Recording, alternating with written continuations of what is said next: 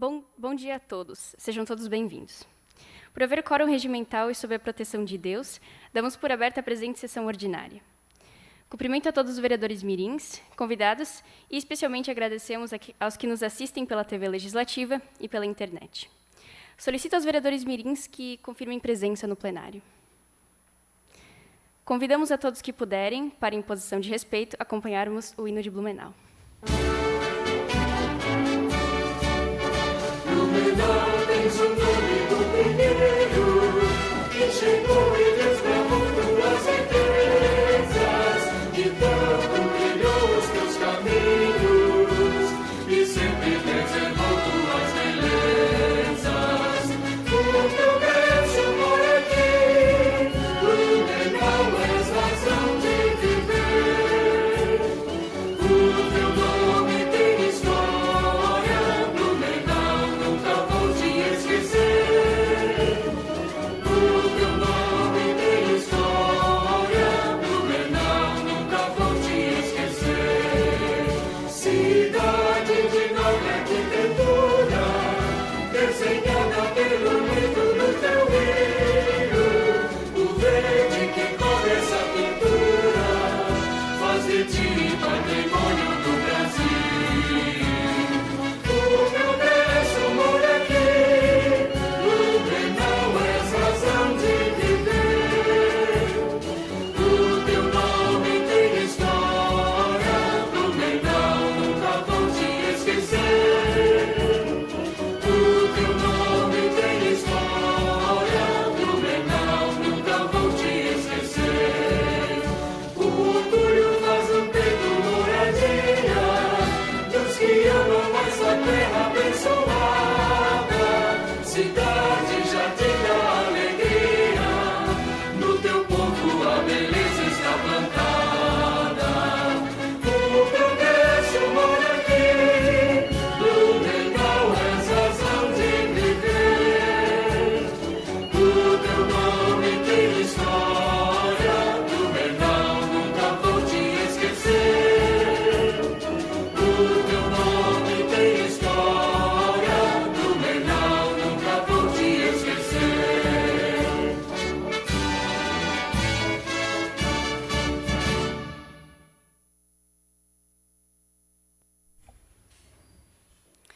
Convido a vereadora mirim Maiara Macais para fazer o momento bíblico.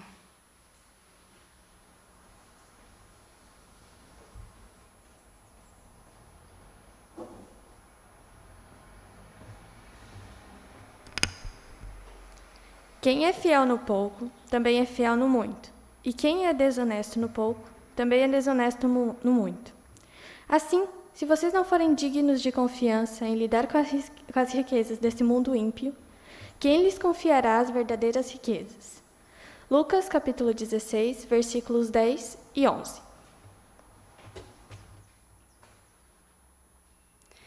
Convido a vereadora mirim Brenda Araújo Matuzewski para que faça a leitura de um artigo do Estatuto da Criança e Adolescente.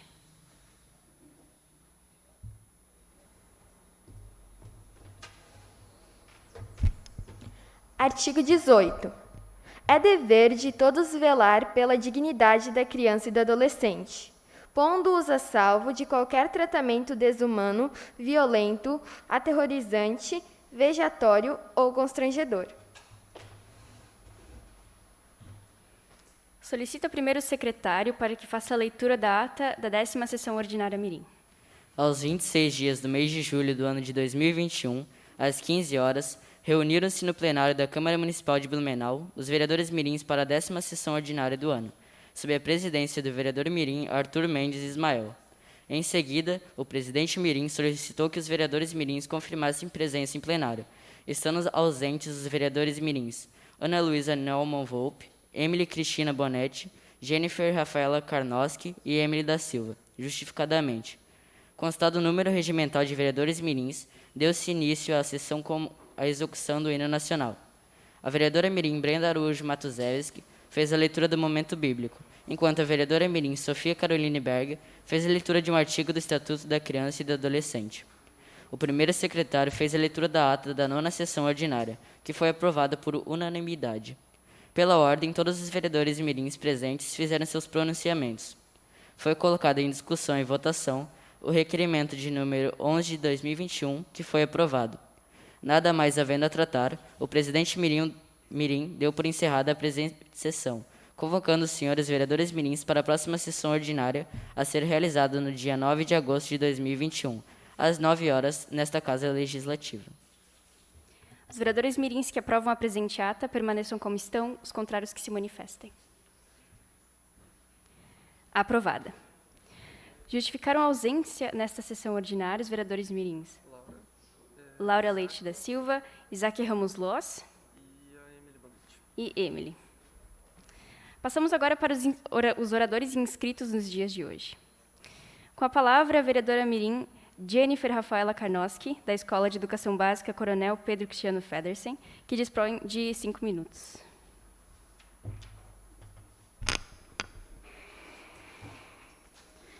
Cumprimento a mesa diretora, colegas vereadores mirins e a quem nos acompanha pela TVL. A todos um bom dia. A Escola de Educação Básica Coronel Pedro Cristiano Federsen está localizada na rua Henrique Conrad, número 145, no bairro Vila Itopava. A unidade escolar iniciou suas atividades em 14 de março de 1954, com o nome de Grupo Escola Seu Pedro Cristiano Federsen, sendo inaugurada mais tarde, em 4 de junho do mesmo ano, através do ato número 241, Santa Catarina. Mais tarde, em 1º de março de 1968, se tornou escola básica, com o decreto número 10.505, de 17 de fevereiro de 1971. Implantou a pré-escola em 1º de março de 1986. Iniciou seu ensino médio de 2º grau em 1º de março de 1986. Em 28 de março de 2000, a unidade escolar recebeu o nome que tem até hoje. A primeira construção da unidade escolar era feita de alvenaria, muito pequena, e por isso teve que se mudar. No terreno da primeira construção da escola, hoje temos a Intendência Distrital da Vila Itopava. Hoje a escola se localiza no terreno que pertencia a Rodolfo Hudson. A escola recebeu este nome em homenagem a seu patrono, Coronel Pedro Cristiano Federsen.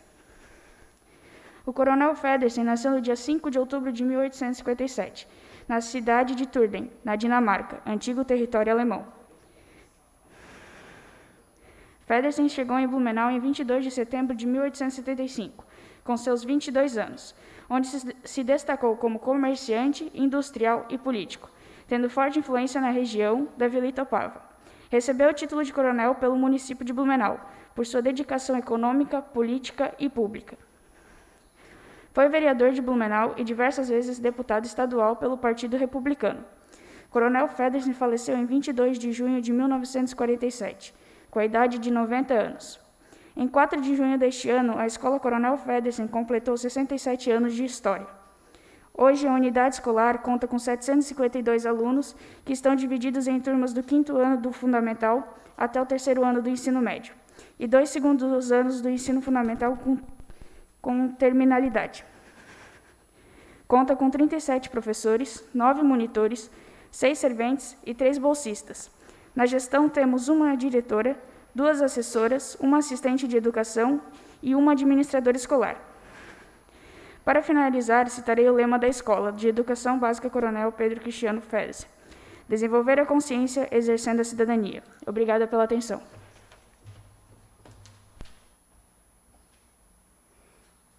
Com a palavra, o vereador mirim Emily da Silva, da Escola de Educação Básica Governador Celso Ramos, que dispõe de 5 minutos.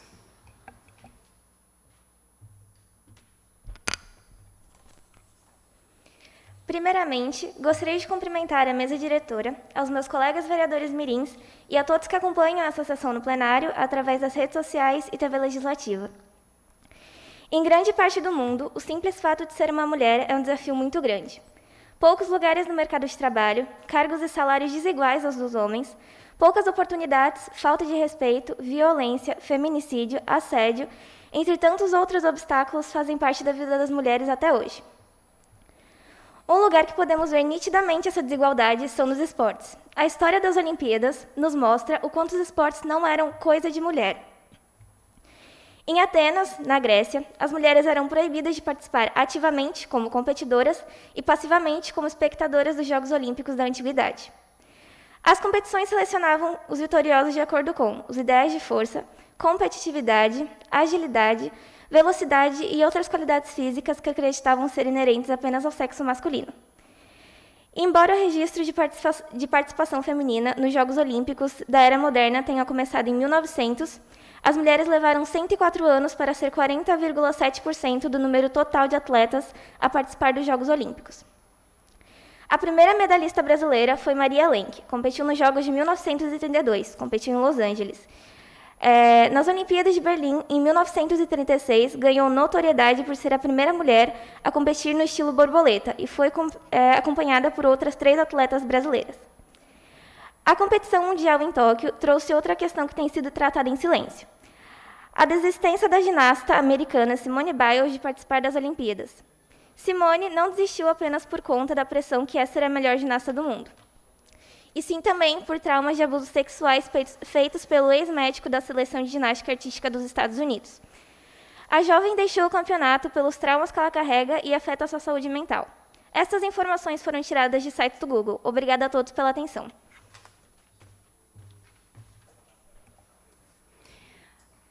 Com a palavra, a vereadora mirim Brenda Espig, da Escola Básica Municipal Machado de Assis, que dispõe de 5 minutos.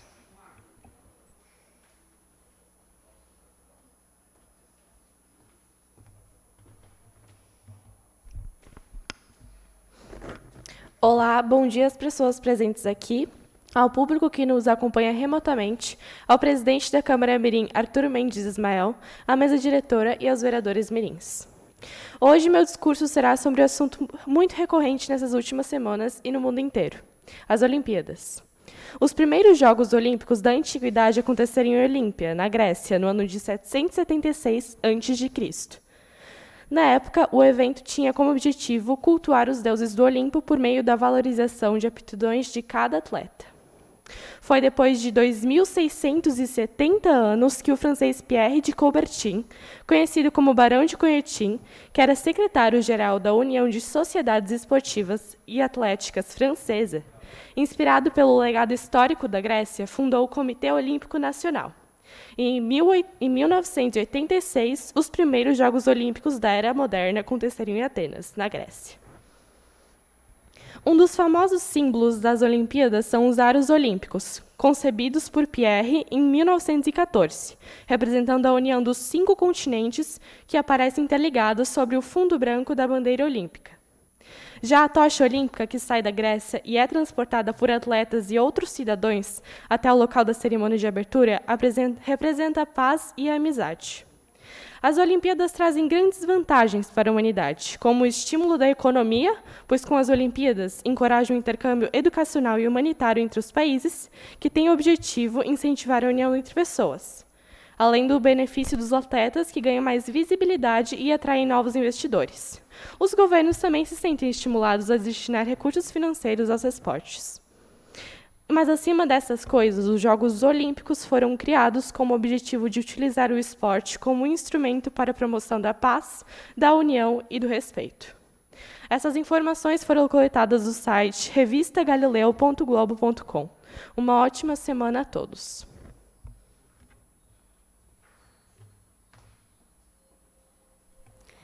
Passo agora a presidência da sessão ao vereador mirim Arthur Mendes Ismael.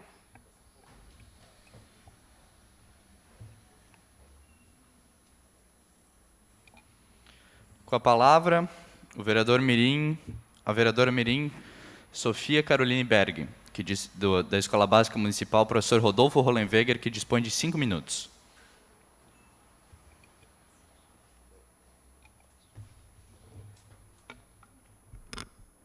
Bom dia. Primeiramente, gostaria de cumprimentar o presidente mirim, Arthur Mendes Ismael, e, em seu nome, os demais integrantes da mesa diretora, meus amigos vereadores mirins e para quem nos acompanha pela TVL ou qualquer outro meio digital. Semana passada foi a Semana de Prevenção ao Uso de Drogas em nosso município, um assunto de extrema importância a ser comentado. Segundo pesquisas, no Brasil, são 28 milhões de famílias que possuem algum parente que é dependente químico. São cerca de 8 milhões de usuários de drogas em nosso país. Entre os meses de maio e outubro de 2015, cerca de 17 mil pessoas de 12 a 65 anos foram entrevistadas. O objetivo da pesquisa era estimar o número de dependentes químicos no Brasil. A pesquisa foi comandada pela Fundação Oswaldo Cruz, que contou com a parceria de várias outras instituições.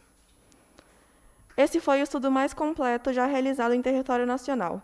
Isso porque a pesquisa levou em conta entrevista de pessoas de todas as classes sociais, incluindo municípios pequenos e zonas de fronteira, por exemplo. Muitas das pessoas entrevistadas apresentaram dependência, abuso de químicos. Entre eles, os mais comuns, como tabaco, álcool, cocaína, maconha, crack, êxtase e tranquilizantes. A pesquisa aponta que a droga ilícita mais utilizada é a maconha. De acordo com os resultados, cerca de 7,7% dos brasileiros já usaram maconha pelo menos uma vez na vida. Em segundo lugar, fica a cocaína, com cerca de 3,1% que já usaram alguma vez. Outro dado que foi destacado pelos pesquisadores foi o uso de medicamentos sem prescrição médica. Nos 30 dias anteriores às pesquisas, os entrevistados relataram o uso de analgésicos e de tranquilizantes, sem ao menos ter prescrição médica para adquiri-los. É um número que revela um padrão muito preocupante e que se faz lembrar um problema norte-americano, de uma década atrás, em termos de classe de substâncias, diz o coordenador do levantamento. Outro dado alarmante é o consumo excessivo de álcool. Muitas das causas de acidentes de trânsito não são causadas por drogas ilícitas, e sim pelo uso exagerado de bebidas alcoólicas. Estima-se que 2,3 milhões de brasileiros têm ou já tiveram dependência em álcool. Na maioria das vezes, o uso de drogas ou de bebidas alcoólicas começa só por diversão, só para fugir da realidade. Mas, com o tempo, isso pode se tornar incontrolável, fazendo assim a pessoa se tornar dependente da droga, apresentando problemas físicos, mentais e emocionais. Dependência química é uma doença e existem várias maneiras de tratá-la. Um dos métodos mais eficazes é a cognitiva comportamental ou terapia em grupo.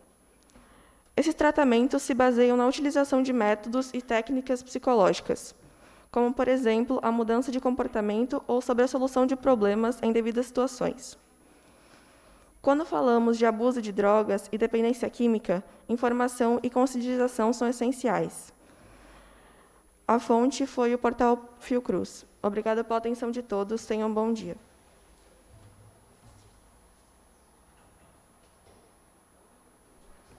Com a palavra, o vereador mirim Ademir Klepak Júnior, do Colégio Policial Militar Feliciano Nunes Pires, que dispõe de 5 minutos.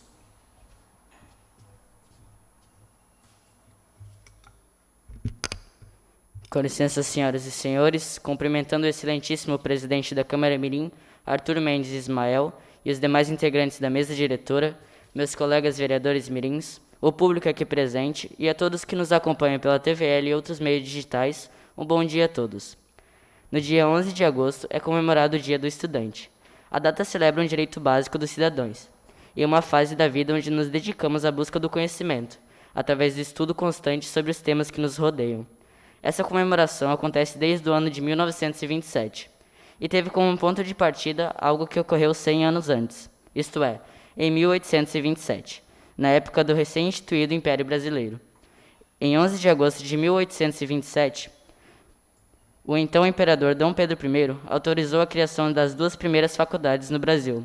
Houve muitas comemorações pela criação dessas faculdades, e em meio a estas, Celso Gandili sugeriu que nesta mesma data fosse instituído o Dia do Estudante. Uma boa educação e um bom ensino escolar ajudam a formar uma sociedade sólida e com senso crítico apurado para solucionar crises, além de formar profissionais qualificados. De acordo com o site Estratégia Concursos, existe uma grande diferença entre aluno e estudante. Aluno é o que assiste aula, quem recebe a informação de forma muitas vezes coletiva, em salas de aula, e passiva, ou seja, esperando que todo o conhecimento venha do seu professor. Já o estudante é o oposto, é aquela pessoa que pratica a atividade de estudar de forma ativa, individual e investigativa, quem de fato estuda. Quem assiste às aulas entende, quem estuda aprende. Hoje em dia, em pleno século XXI, Ainda existem países que não oferecem um ensino de qualidade para os seus jovens. Isso muitas vezes se dá pela falta de investimentos do poder público, principalmente no ensino fundamental. Muitas vezes até mesmo esquecendo de oferecer o básico para ensinar nossos jovens.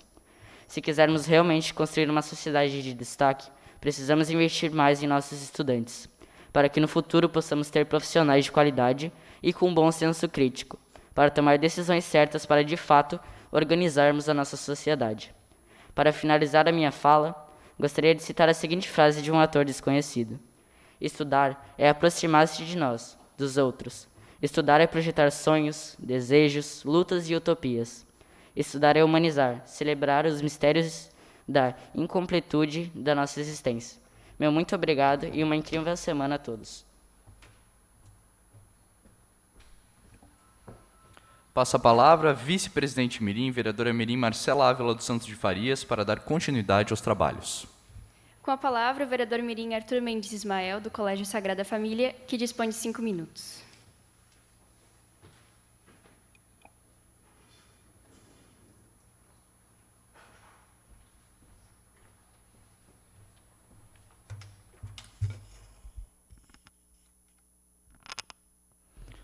Gostaria de cumprimentar a excelentíssima vice-presidente mirim, Marcela Ávila dos Santos de Farias, e, em seu nome, os demais integrantes da mesa diretora. Colegas vereadores mirins, coordenação da Câmara, telespectadores da TVL Blumenau, redes sociais e público aqui presente. A todos, um bom dia. Em meu último pronunciamento, falei sobre a importância do Oktoberfest, uma festa que relembra a nossa cultura alemã. Entretanto, nos últimos dias, temos ouvido muito sobre a construção de uma loja da Van aqui no Centro Histórico.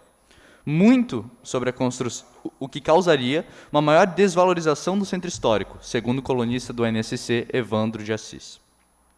Há anos vemos o Centro Histórico ser jogado às traças.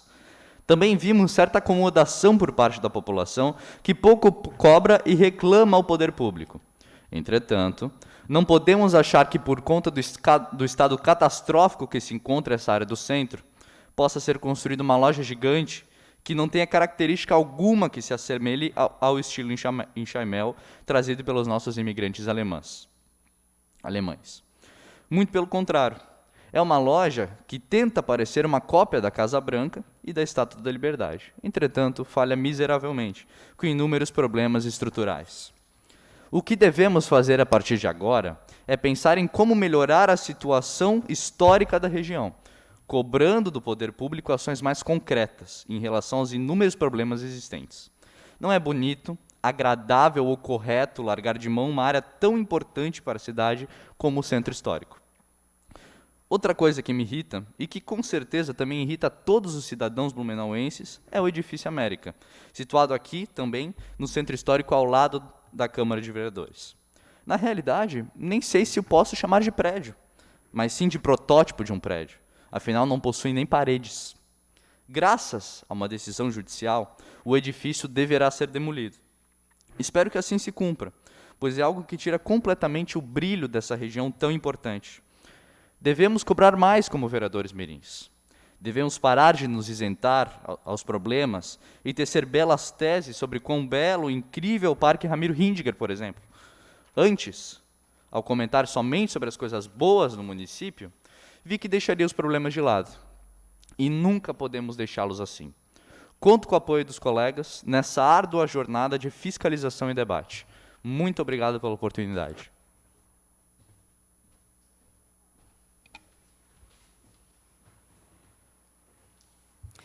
Com a palavra, devolvo a palavra ao presidente Arthur Mendes Ismael para dar continuidade aos trabalhos. Com a palavra, a vereadora mirim Ana Luísa Neumann Volpe, da Escola Barão do Rio Branco, que dispõe de 5 minutos.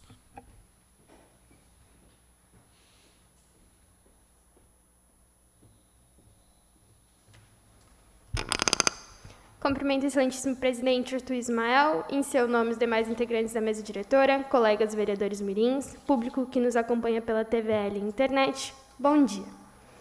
No dia 1º de agosto é comemorado o Dia Mundial da Amamentação e o início da Semana Mundial do Aleitamento Materno. Essas datas foram criadas em 1922 pela Aliança da Nação Pró-Amamentação, que visa promover o aleitamento e a criação de bancos de leite.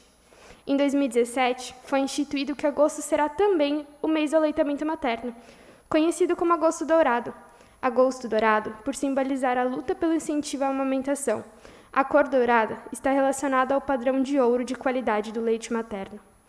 A cada ano, um tema ou ângulo sobre essa questão é ressaltado, para que sempre possamos nos recordar e aprender como o leite materno e a amamentação fazem a diferença na promoção à saúde da criança, no vínculo familiar, na educação e até no âmbito empresarial e financeiro, como demonstram os estudos recentemente apresentados pelo professor César Victoria, da Universidade Federal de Pelotas. De acordo com o site da OPAS, Organização Pan-Americana da Saúde, este ano, para a Semana Mundial do Aleitamento Materno 2021, a Aliança Mundial para a Ação e Amamentação selecionou o tema Proteger o aleitamento materno, uma responsabilidade compartilhada.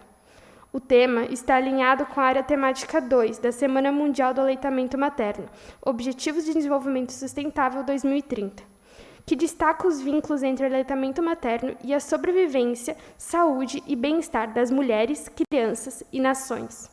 Os objetivos desse ano são informar as pessoas sobre a importância de proteger o aleitamento materno, ancorar o apoio à amamentação como uma responsabilidade essencial da saúde pública, interagir com pessoas e organizações para um maior impacto e promover ações de proteção ao aleitamento materno para a melhor saúde pública. Segundo a Organização Mundial da Saúde, OMS, a amamentação é a principal forma de fornecer ao bebê os nutrientes necessários para sua sobrevivência e seu desenvolvimento. No leite materno, a criança encontra substâncias necessárias para sua nutrição e anticorpos fundamentais para protegê-la no início de sua vida. O mesmo também garante a proteção contra infecções respiratórias, diminui a mortalidade por doenças infecciosas e os riscos de alergia. A médio e a longo prazo, a amamentação apresenta benefícios como pressões arteriais mais baixas, menor níveis de colesterol e uma redução de risco de desenvolver diabetes tipo 2. Nos primeiros 6 meses de vida, é essencial que ocorra aleitamento materno exclusivo, ou seja, sem a complementação de nenhum outro alimento. Após esse período, outros alimentos podem ser oferecidos à criança, mas vale salientar que estudos sugerem que a alimentação com leite materno deve continuar até pelo menos 2 ou 3 anos de idade. Mas o que diz a respeito dos benefícios da amamentação para as mães? Para a mulher, o aleitamento também traz benefícios, merecendo destaque a proteção contra o câncer de mama e de ovários, bem como a diminuição dos riscos de morte por artrite reumatoide. Nos primeiros 6 meses, o ato de amamentar pode garantir uma proteção contra uma nova gestação. Como afirma Vanessa Sardinha dos Santos, diante de tantos benefícios, não é difícil entender como a amamentação é fundamental para a saúde da criança.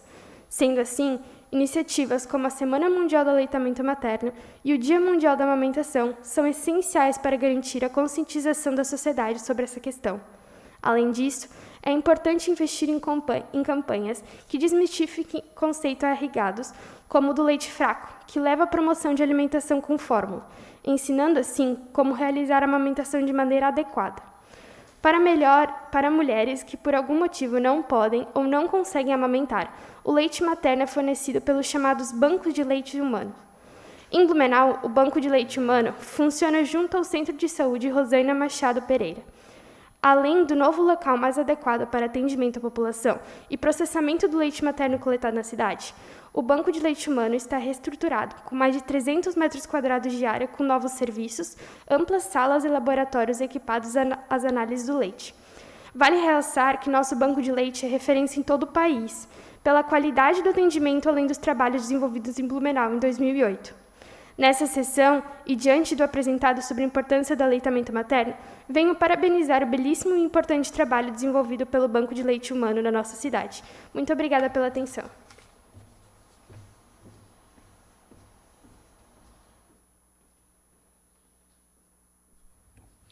Com a palavra, o vereador mirim Biancato Moisés da Costa, da Escola Básica Municipal Almirante Tamandaré, que dispõe de 5 minutos.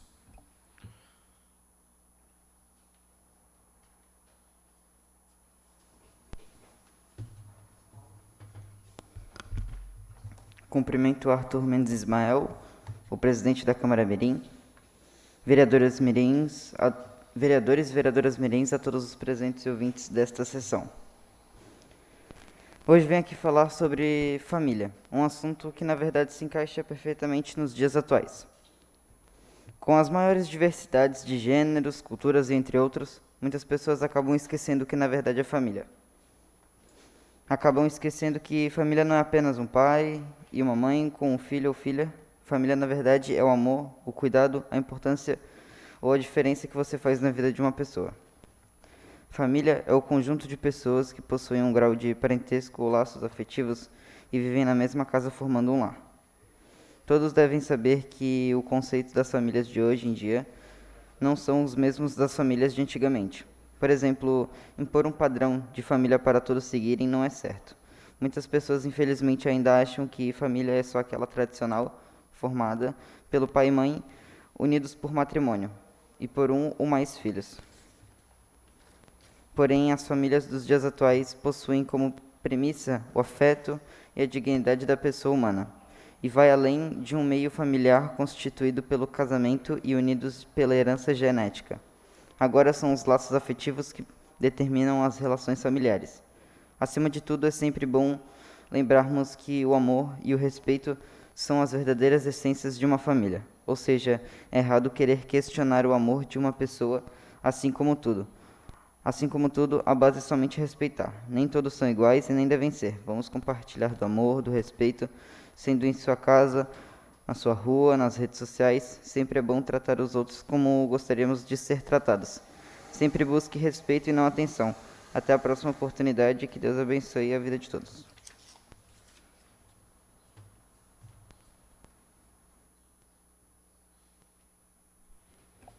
Com a palavra, a vereadora mirim Brenda Araújo Matuzewski, da Escola de Educação Básica Hermann Rehmann, que dispõe de 5 minutos.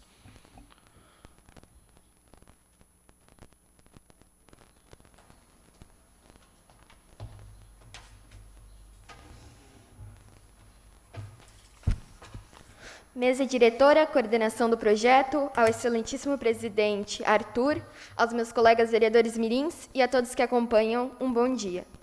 Hoje eu quero abordar um tema muito importante, que é o Agosto Laranja. Desde 2006, o Brasil celebra no dia 30 de agosto o Dia Nacional de Conscientização sobre a Esclerose Múltipla. A data foi resultado do esforço da Associação Brasileira de Esclerose Múltipla, para dar mais visibilidade à doença e seus impactos na vida das pessoas. Por isso, o Agosto Laranja é considerado o mês de conscientizar os brasileiros sobre a importância dessa doença e de sua prevenção. Em 2017, o Brasil foi adotado por indivíduos e organizações na maioria dos países de 600 eventos do Dia Mundial da Esclerose Múltipla, promovido no dia 30 de maio, realizados em 96 países no mundo todo.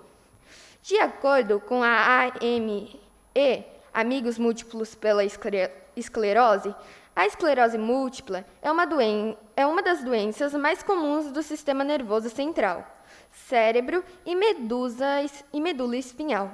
Hoje, mais de 2.300.000 pessoas em todo o mundo vivem com a doença. Mas o que é esclerose múltipla? Esclerose múltipla é uma doença neurológica crônica e autoimune, ou seja, as células de defesa do organismo atacam o próprio sistema nervoso central, provocando lesões cerebrais e medulares. Embora a causa da doença ainda seja desconhecida, a AM, esclerose múltipla, tem sido foco de muitos estudos no mundo todo, o que tem possibilitado uma constante e significativa evolução na qualidade de vida dos pacientes. Os pacientes são geralmente jovens, em especial mulheres de 20 a 40 anos. A doença não tem cura e seu tratamento consiste em atenuar os efeitos e desacelerar a progressão da doença. Entre os sintomas AM estão fadiga, alterações na fala e deglutição, transtornos visuais, alteração do equilíbrio, perda da força muscular, dores articulares, disfunção intestinal e da bexiga, depressão e ansiedade. Aqui tem uma imagem sobre o que é esclerose múltipla. Mas o diagnóstico e o tratamento, de acordo com a publicação do Hospital Albert Einstein, diagnosticar a doença precocemente faz toda a diferença. Quanto mais cedo o tratamento é iniciado, maior a chance de modificar a longo prazo o curso natural da esclerose múltipla, reduzindo o número de surtos, lesões e sequelas neurológicas. O tratamento varia de acordo com os momentos da doença. No momento do surto, os corticosteroides em altas doses proporcionam uma recuperação mais rápida ao paciente. Mas em casos mais graves, pode ser usada plasmaferese, técnica de filtração de plasma para retirar anticorpos. Além dos tratamentos específicos para evitar o surgimento de lesões e dos surtos, também são usados medicamentos para alívio de sintomas como fadiga, descontrole esfincteriano e rigidez muscular, espasticidade. A decisão para o melhor tratamento deve ser tomada pelo médico em conjunto com o paciente e a família. Existem também as reabilitações, que envolvem tratamentos como fisioterapia, fonoterapia, terapia ocupacional, neuropsicologia e apoio psicológico. Dos dados apresentados hoje, podemos perceber que o Agosto Laranja é um movimento muito importante, pois essa doença acomete cada vez maior número de pessoas, e ainda essas pessoas enfrentam preconceitos e discriminação na sociedade e não o apoio que merecem. Procure se informar e contribuir com a causa existente em muitas ações municipais e também nos demais níveis da federação. Participe e ajude como puder. Fontes: Associação Brasileira de Esclerose Múltipla, Hospital Albert Einstein, AME, Amigos Múltiplos pela Esclerose, e esse texto foi tirado do site www.amafresp.org.br. Muito obrigada a todos pela atenção.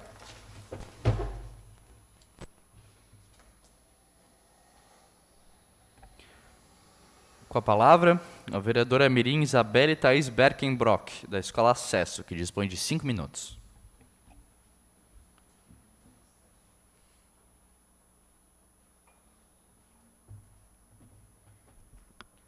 Inicio cumprimentando o presidente da Câmara Mirim, Arthur Mendes Ismael, os demais que compõem a mesa diretora, vereadores mirins aqui presentes e a quem nos assiste pela TV Legislativa. Bom dia. Hoje irei falar sobre um tema que é muito repercutido no nosso cotidiano. A necessidade se tornou vício. Conforme a tecnologia avança, a taxa percentual do uso do celular aumenta absurdamente, ainda que crianças ou adolescentes ganham celulares quando ainda muito novos, fazendo-as passarem horas usufruindo do aparelho, podendo tornar-se vício.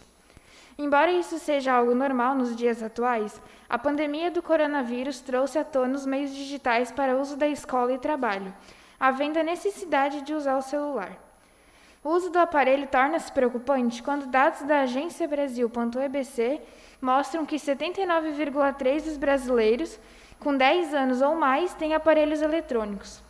Assim como também o Brasil é o 5º país no ranking de uso diário de celulares no mundo, dado que com a tecnologia avançada, esse uso excessivo do celular crescerá incontrolavelmente. Posto que a pandemia impôs o isolamento social, houve a necessidade de usar o celular para usufruto no ambiente educativo e trabalhista, havendo assim um questionamento referente aos meios digitais que a pandemia coagiu para as crianças, adolescentes e adultos, sendo algo viciante ou atendente à necessidade.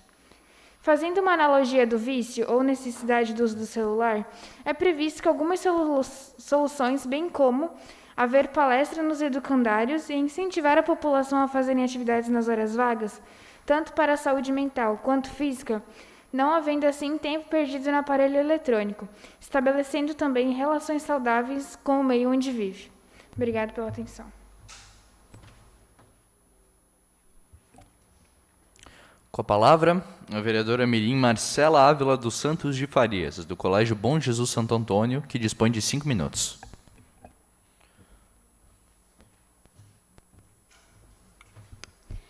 Gostaria de cumprimentar o excelentíssimo presidente mirim Arthur Mendes Ismael, o restante da mesa diretora, todos aqui presentes e também aqui nos acompanha pelas redes sociais e TVL. Para todos, uma boa semana. A filosofia moderna se iniciou em 1453, evidenciando o indivíduo e a sua busca por autonomia, marcando o começo da Idade Moderna. Capitalista, industrial e individualista são as grandes diferenças que marcaram a transição temporal que perdura até hoje. Com a onda do coronavírus, o individualismo foi deixado de lado no momento em que ele mais foi requerido devido à segurança da saúde populacional. Em 2020, o isolamento social foi posto em prática pela população, mas a dificuldade do cumprimento dessa regra foi evidente. Uma família de Mato Grosso, por exemplo, foi condenada ao pagamento de R$20 mil pelo descumprimento dessa regra. E esse foi apenas um das centenas de casos constados no site Sindiconet. As famílias se veem em uma situação inesperada, tendo que enfrentar esse vírus, sem participar de conversas corriqueiras ou encontro com os amigos. Desde o começo da humanidade, o homem era um ser social, que pensava no coletivismo e vivia em grupos e tribos. A Revolução Industrial e o início da modernidade desencadearam uma mudança gigantesca que despertou o interesse em uma vida autônoma, individual. Os problemas com a quarentena, devido ao Covid-19, são totalmente compreensíveis aos olhos de especialistas, como a psicóloga Marisa de Abreu. A doutora revela que, em uma situação como a pandemia, o medo de contrair o vírus se alastra a um ponto tão grande que as pessoas apenas sentem-se mais confortáveis na presença de outras, quebrando o isolamento. Marisa discorre também que as redes sociais são vistas como uma fuga pelo medo e pela fobia de ficar sozinho. Os indivíduos conseguem se comunicar com amigos, participar de reuniões de trabalho e até mesmo consultar psicólogos que fornecem o suporte necessário para enfrentar a pandemia e as suas barreiras sociais. A busca por outros hobbies e descoberta de novas habilidades também tem ajudado milhares de cidadãos, que encontram a fuga de seus problemas no simples ato de aprender coisas novas. Muito obrigada e uma boa semana.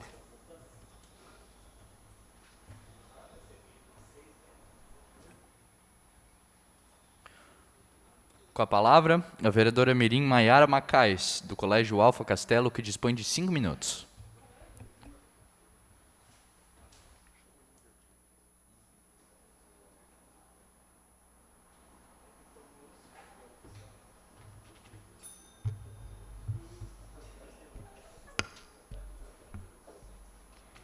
Gostaria de cumprimentar o presidente da mesa diretora, Arthur Mendes Ismael, em seu nome os demais integrantes da mesa, colegas vereadores mirins, pessoas que nos assistem pela TV Legislativa e outros meios digitais, a todos um bom dia. A ansiedade é um transtorno que, infelizmente, está muito presente em nossa população. Primeiro, é importante explicar que a ansiedade é um sintoma natural do ser humano e é até essencial para a nossa evolução. Afinal, é graças a elas que conseguimos nos preparar para situações de fuga, resolver problemas e nos preservarmos. Contudo, em algumas pessoas, a ansiedade pode se tornar patológica. Isso acontece quando esse sentimento não está relacionado a nenhuma situação específica, e os sintomas intensos impedem a pessoa de realizar as suas tarefas de forma rotineira. Os transtornos de ansiedade surgem quando a pessoa se torna incapaz de relaxar, com pensamentos fixos e obsessivos sobre determinado assunto, o que aumenta a fadiga e leva a problemas para dormir. Tudo isso, é claro, torna a vida do ansioso mais complicada, e ele começa a ter prejuízos sociais.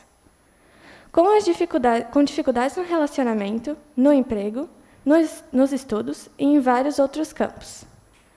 Quem sofre de ansiedade geralmente sente uma sensação de preocupação e medo a todo instante. Além de sintomas físicos, como sudores extrema, tremores, crises respiratórias e pensamentos acelerados e negativos ao extremo. Isso atrapalha as atividades cotidianas da pessoa, já que são sintomas muito difíceis de serem controlados por conta própria. E isso prejudica, e muito, a qualidade de vida da pessoa que está nesse cenário. Com mais de 18 milhões de pessoas sofrendo do problema, da população brasileira, os números são alarmantes. E tudo isso indica que no ano de 2020, esses índices tiveram um aumento significativo. Segundo a Organização Mundial da Saúde, a OMS, cerca de 9% da população sofrem de algum transtorno de ansiedade. Sem a correta identificação do quadro ou busca por tratamentos, os números podem ser ainda mais alarmantes, desencadeando uma série de outras doenças e comportamentos depressivos capazes de inibir e afetar interações sociais. Fiz uma pequena pesquisa com 4 colegas meus e vi que 3 deles apresentam ansiedade. A doença pode afetar pessoas de diferentes faixas etárias. Está relacionada à falta de controle emocional, podendo se manifestar em situações simples e até mesmo em casos mais impactantes, como a perda de um ente querido. Nas situações tidas como leves, os indivíduos com ansiedade podem sentir os sintomas principalmente ao saírem da zona de conforto, ao exercerem novas atividades ou enfrentarem mudanças na rotina. Pesquisadores da Faculdade de Medicina da USP alertaram que o transtorno de ansiedade pode contribuir com o desencadeamento de outras doenças crônicas na sociedade, como alteração de humor, doenças respiratórias e cardiovasculares, artrite e diabetes. Além dessas patologias, hoje sabe-se que a síndrome de burnout, esgotamento físico e mental, também pode ser ocasionada pelo acúmulo de ansiedade no ambiente de trabalho. Seus efeitos podem ser muito severos, podem se manifestar em dores no corpo e a diminuição de desempenho nas obrigações diárias. O Departamento de Psiquiatria da Universidade de Montreal, no Canadá, analisou que o impacto das redes sociais na vida de jovens e adolescentes em sua relação com a depressão. O estudo foi realizado com cerca de 8,3 mil jovens de 12 a 16 anos de idade, por meio de questionários sobre o tempo de uso e os sintomas ligados à doença. Constatou-se que os adolescentes que passavam 5 horas por dia acessando conteúdos online tinham grandes chances de apresentar quadros de ansiedade e distúrbios sociais, sendo que as meninas têm uma predisposição de 50% maior comparada aos 35% do grau masculino. Os casos estão relacionados principalmente ao uso inadequado e demasiado da tecnologia. Segundo especialistas do Instituto de Psiquiatria da USP, os cérebros dos jovens estão cada vez mais ansiosos para suprir as necessidades do outro. Para evitar o surgimento de transtornos mentais, é necessário estar atento à preposição, além de aumentar a atenção ao comportamento do ambiente familiar, bem como na escola e em outros grupos de convívio. A identificação precoce da doença é extremamente necessária, principalmente devido a consequências danosas que esses hábitos podem gerar à saúde física e mental. Em situações de exposição excessiva a redes sociais e preocupação demasiada com fatores externos, é necessário procurar tratamento geralmente nas áreas de psicologia ou psiquiatria. Peguei essas informações do site www.blog.psicologiaviva.com.br, www.saude.abril.com.br e www.sumisaude.estadão.com.br. Obrigada pela atenção, que Deus abençoe todos vocês.